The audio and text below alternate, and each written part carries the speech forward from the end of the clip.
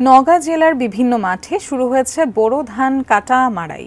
চলমান তাপপ্রবাহে জনজীবন অতিষ্ঠ হলেও এ মুহূর্তে বৃষ্টি চাইছেন না ধান চাষিরা। আরো জানাচ্ছেন নওগাঁ প্রতিনিধি রায়হান আলম।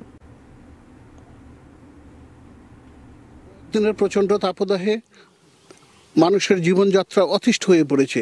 বৃষ্টির জন্য মানুষ নওগাঁ সহ সারা দেশব্যাপী ইস্তেখার নামাজ আদায় করছেন, কিন্তু নওগাঁর ধান চাষিরা এখন বৃষ্টি চাইছেন না।